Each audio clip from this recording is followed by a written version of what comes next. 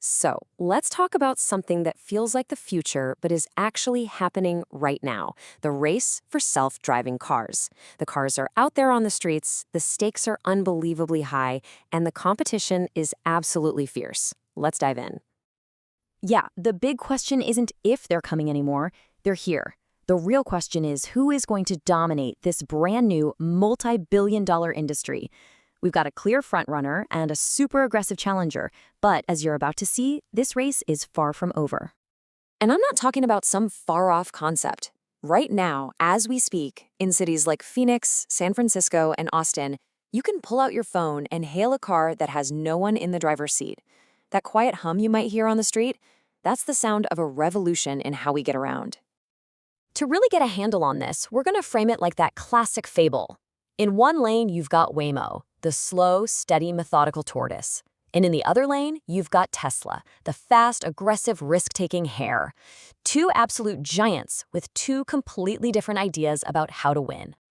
But before we get into business models or who's expanding where, we have to talk about the single most important thing: safety. Because in this race, one major crash, one catastrophic failure can take you out of the competition for good. It's the ultimate hurdle. So let's start with the tortoise, Waymo. And this number, wow, this is their crown jewel. By the middle of 2025, they've driven 96 million miles with only passengers on board. That means nobody in the driver's seat. And in all of those miles, 0 fatalities. That's a safety record that is just staggering. And check this out. This chart shows you just how big a deal that is. We're talking about peer-reviewed studies that found Waymo's cars are in 85% fewer crashes that cause serious injuries compared to us, regular human drivers. It's a pretty powerful argument for their safety-first approach. Okay, now let's flip over to the hare, Tesla.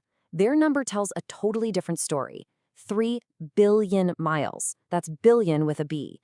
All driven with its full self-driving system turned on. The amount of data they are collecting from their customers' cars is it's an advantage that nobody else can even come close to. Now, this is where it gets really interesting, because this gets to the core of their disagreement. Waymo uses what you could call a belt and suspenders approach. They've got expensive LiDAR, radar, and cameras, all working together for backup. Tesla, they're making a huge bet that cameras alone are enough, just like our eyes, as long as you have enough data and a powerful AI. It's a fundamental showdown: hardware versus software. But what happens when a competitor moves too fast, pushes the limits a little too far? Well, that brings us to our cautionary tale. The story of a company that was once a leader in this race: Cruise.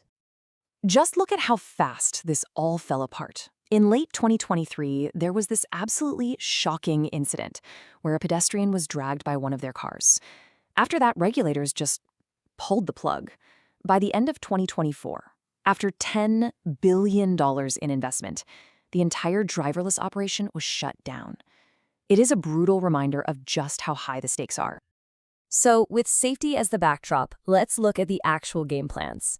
How do our tortoise and our hare plan to scale up and win this market? Because their blueprints for success, well, they couldn't be more different. Waymo's strategy is pure tortoise. It's a slow, careful, city-by-city takeover. They map every single street, learn every weird intersection, and only then do they launch the Robotaxi service. It's super methodical, and it builds a ton of trust and expertise. But the big question is, can they ever make money? This approach is incredibly expensive, and scaling it across the whole country is going to take a huge amount of cash for a very long time. Tesla's approach is the polar opposite. They are not building a fleet one city at a time. Nope, they're selling the software directly to hundreds of thousands of their customers, collecting data from everywhere all at once. That's a much faster and much cheaper way to scale. But the risk is that even with all that data, they could still have blind spots. And moving this fast with the public as your beta testers puts you under a constant regulatory microscope. And of course, it's not just a two-horse race. You've got other really serious players making moves. Amazon Zoox is designing its vehicles from scratch, which could be a massive long-term advantage. Intel's Mobileye is kind of like the arms dealer, supplying the brains to a lot of traditional car companies. And then there's Baidu, which is already a huge force in China. The track is definitely getting more crowded. But here's the thing: none of these companies can operate in a vacuum. The race officials, in this case, are the government regulators.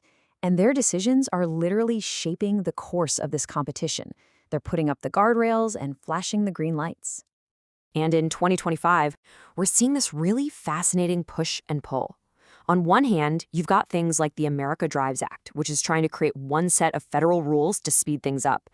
But on the other hand, you have agencies like the California DMV and NHTSA launching huge investigations, showing that if you mess up, they have teeth and they will step in. It's this constant dance between innovation and accountability.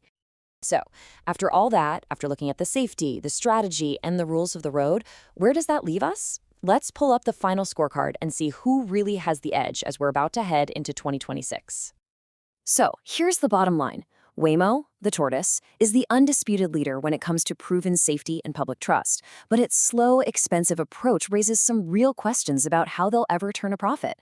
Then you have Tesla, the hare, with its insane scale and data advantage, but it's facing some serious scrutiny that could derail everything at any moment. Right now, Waymo is the leader, but Tesla is that disruptive challenger that could change the entire game overnight. And why does any of this matter so much? Well, because the prize for winning this race is absolutely enormous. By 2035, just the robotaxi market is projected to be worth $100 billion. That's what these companies are all fighting for. Which brings us right back to our central question. In a race with a $100 billion finish line, where one safety failure can end your run in an instant, who do you bet on? The fast, disruptive hare or the slow, steady tortoise? The answer is going to define the future of how all of us get around.